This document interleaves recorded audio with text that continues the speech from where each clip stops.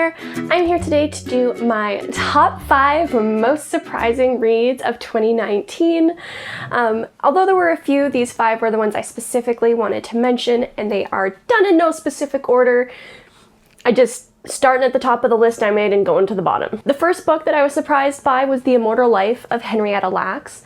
I knew that in some way I was going to enjoy this book, but I was really surprised at my depth of feeling and depth of enjoyment that I found reading this.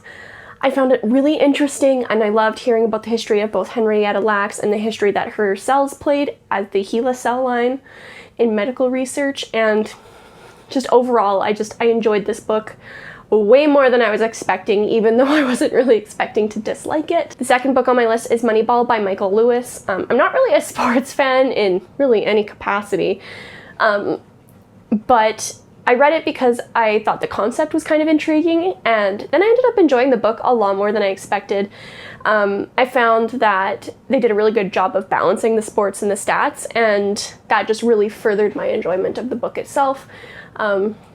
And it allowed me to root for the underdog, which is the single sport trope that I enjoy.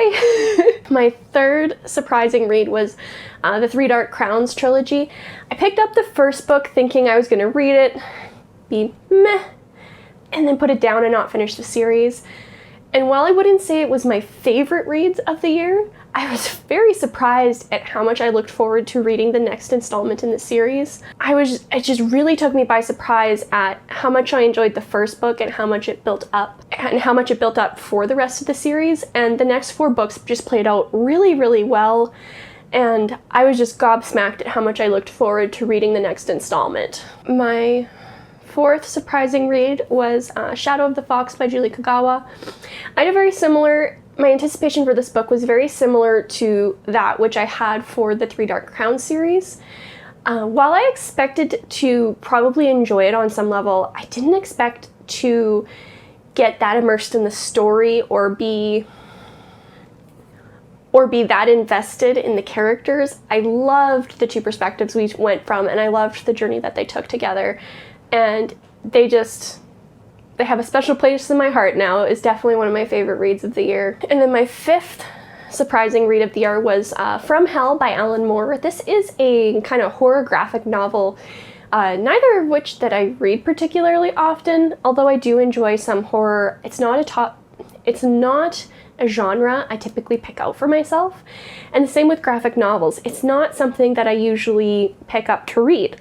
That being said, I really enjoyed both aspects of it. From Hell is a 16-part graphic novel that is about Jack the Ripper.